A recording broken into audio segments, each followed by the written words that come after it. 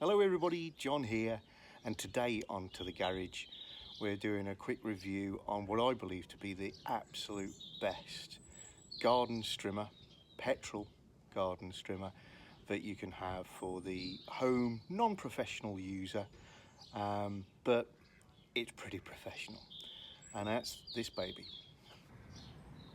This is my Echo SRM 222 ES, Japanese built garden strimmer. This is not a video I'm being sponsored to do or anything like that. This is a machine that I bought with my own money.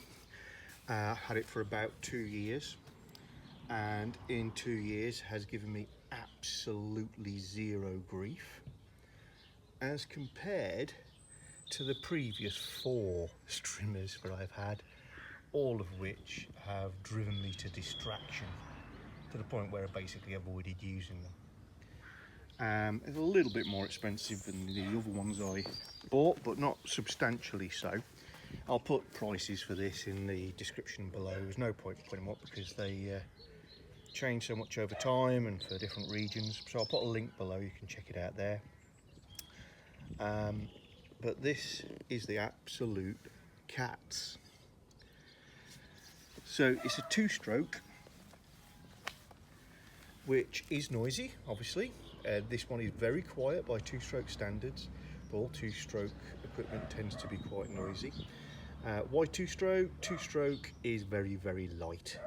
It's as simple as that. You get a lot of power from a very, very small device, and therefore 2-stroke is good for that. 4-stroke is always going to be a quieter machine, but usually a lot heavier. This machine weighs 4.9 kilograms. If you're going to invest in a decent strimmer, what should you look for? Well, there's a few areas that were important for me. Number one was it had to be really easy to start, and that was based on horrific experiences with some of my previous bits of kit. I won't name them, but I'll maybe reference elsewhere which ones I've had, and you can work out which ones were difficult to start maybe. This is simplicity itself. Considering it's a petrol run device, I've genuinely not started this up. I just pulled out the garage ready to use. I'm going to put this down. Hopefully it's going to prove me right. The starting procedure is, there's a button here which is your kill switch. It's on stop. You move that to start. There is a little rubber bulb. I don't know if you can see it in frame. Yeah, there we go. Here, which you give a few presses to, and that just makes sure fuel has reached the carburettor. There is a choke lever here for cold starting, but it's 25 degrees C here at the moment. I'm doubting it's going to need that. If you do turn it on, even if it's in the depths of winter, why would you? As soon as the thing is kicked up, switch it back to normal running. And that's basically it, it's ready to start. There's a pull cord starter, no electric start on this for simplicity, and a convenient handle, and it actually sits flat on the ground. It doesn't roll around like a monster. So all you do, that's genuinely the first time that started in 2 weeks. And just for the noise levels,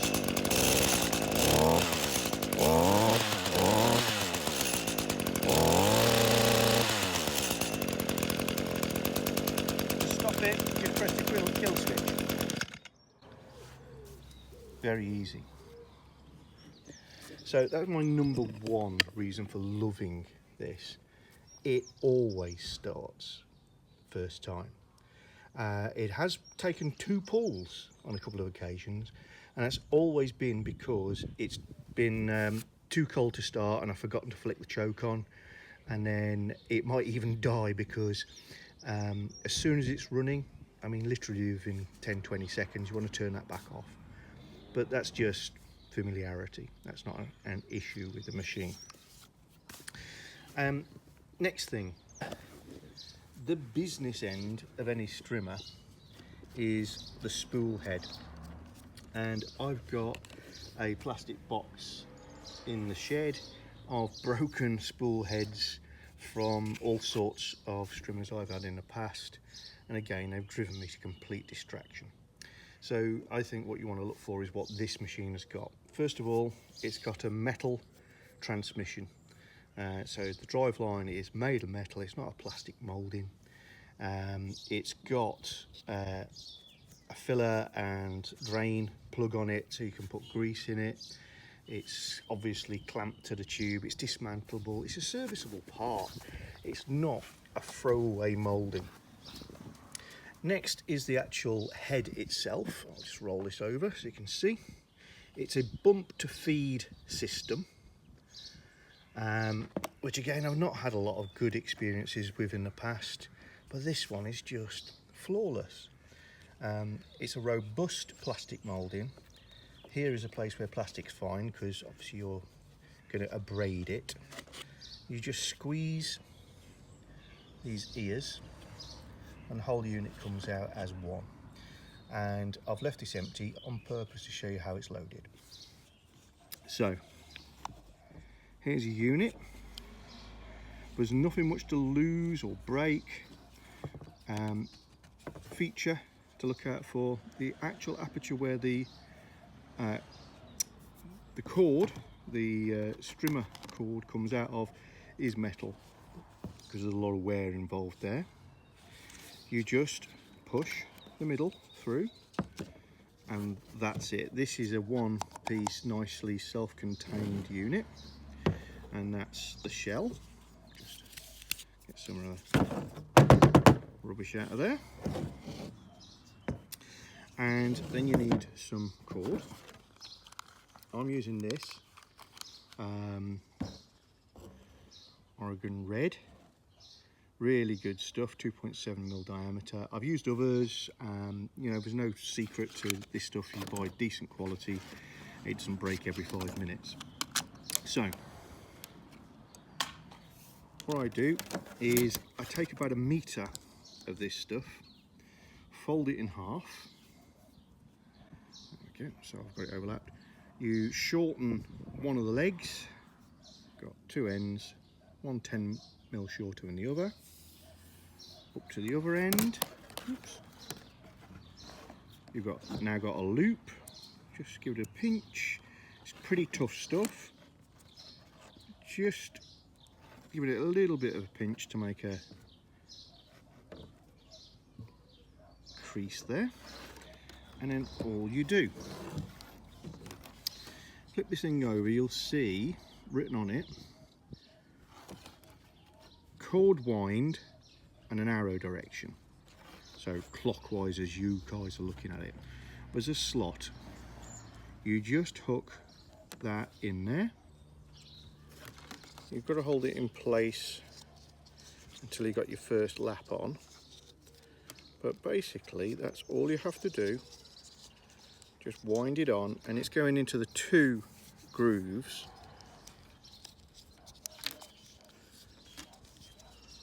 Keep going, keep going.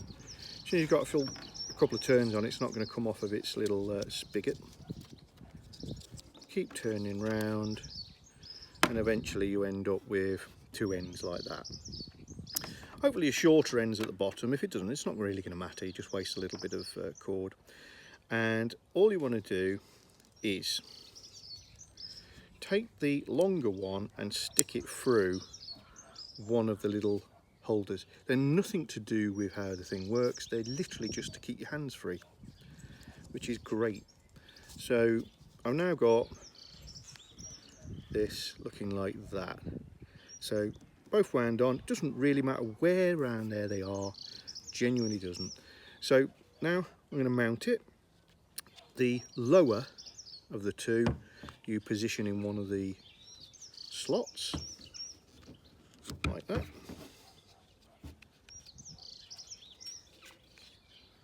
Give that a little wriggle and it will drop down. There you go. So that's coming through a slot, and this one So these hooks are just to hang on to it. Brilliant idea. Just happens to line up with this one, but if it didn't, you can move it around, pop that through there, and that is it. And this thing holds itself together and you're done. And you can load about 2.5 meters of the cord on if you like. I'll just put a meter on there just to show you. And that you just push back in, and when you're strimming, all you do is this button, whilst you're under power, you bump it hard on the grass and you'll hear a change in note as these things extend. Each extension is around and about 20 mil, so just under an inch. Extra cord comes out and it'll trim itself to length. So just to see how the action works, I'm pulling on this now as if we're strimming and you know it's been flung out. Under power, all I'd be doing is bumping this button on the ground, and as I bump it once, that allows the cord to extend by 20 millimeters, and it'll spin round. That's fine. I'm going to bump it again. Oops. There we go. And at this point, it comes into contact with this pretty substantial blade, and that will trim it to length. If you want to be able to use your strimmer for even more substantial cutting, bushwhacking I think most people would call it, then you might want to put a metal blade in there. And for that, there's a button you can press here on the top of this guard and undo a little screw, and it allows you to slide out the arc with the cutter blade on it, so that's out of the way and allows you to fit metal star-shaped blades. So number 2 tip is get a strimmer that's got a really good cord delivery system. That's actually what the machine's there to do, to spin that. If that's junk, you're just going to spend all your time messing with it. Another great feature of this is it's dead easy to fill up. It sounds like a small thing, but most of the other strimmers I've had, you have to roll them around to weird angles to get them topped up, and it's very messy as a system. The fuel tank is flat on the bottom, it sits on the floor, you undo the cap, it's got a nice detent that stops it from pulling out, and you can fill it up. Being 2-stroke, you should mix 2-stroke oil and fuel, but what I do is I use a fuel called Aspen 2. I'm going to spill some there, you watch. Yeah, okay. And what this is a pre-mixed fuel that basically stops the whole system from gumming up. One of the negatives of 2-stroke machines is they have got oil in the fuel, messy to mix, you can get the mixture wrong, and when you leave the device for a period of time, the fuel has a tendency to evaporate and leave behind a stickier and stickier and thicker oil-based substance which gums everything up.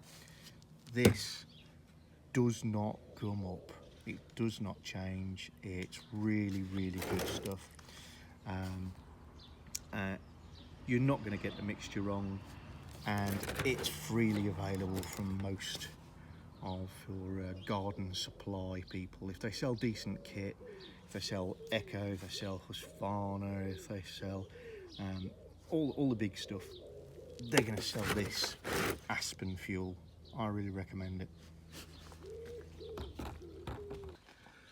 And the next thing is get a machine that's got some form of harness. This isn't heavy, this machine, but obviously it's got some length to it, it's got some power to it. If you're not wearing some sort of harness, you'll get bored of using it quite quickly. This has got a really nice little harness. You can see how that clip works. That hooks onto the machine, and a simple strap to keep it near you. And then flip that over the top. That gives you your harness point, and no matter how good you think the screen is on going to be protecting the blades, it's not good enough. So get yourself a decent mask. These are a really good idea. I've only just started using this style. Full visor, but rather than perspex, it's metal mesh. And the beauty of this is that you can put a hose pipe on it and blow all the rubbish away. And unlike the perspex ones, it's not going to scuff up. Mine's also got the ear defenders on it, personal preference. So, little clip. Place it in front of this harness clipper I showed you. Pull the little handle up, and she's attached. Kill switch off.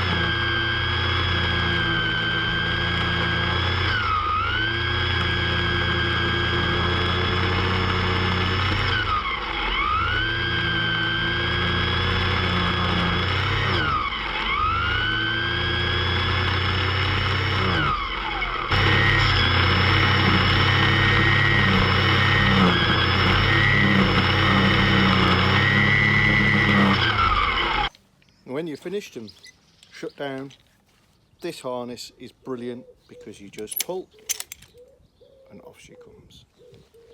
So there you have it, guys. One of my favourite tools in the garden, the Echo SRM 222 ES, Japanese, excellent quality strimmer, camera not included. These are serviceable machines, as we've mentioned, and there's plenty you can do at home, including you can change the spark plug, the air filter, the fuel filter, the silencer can actually be cleaned and serviced on this, and you've seen the head. You can change the cord obviously, and you can grease the transmission for that as well. And I'll do a separate little vid on how to do all those things, plus using this nifty little arrangement here to balance the whole thing up. So I'm looking a little bit more like a lumberjack than normal. If you've enjoyed this episode of To The Garage, then please give us a thumbs up, comment, share, and subscribe would be fantastic. We're building an excellent community online, enjoying all of your comments, questions, and just getting involved and having a bit of fun. And we'll see you again very soon on To The Garage for some fun with the T25, the Jaguar, the Jeep, the Navara, the garden tools, and some crazy inventions that I'm working on. So see you soon. Bye.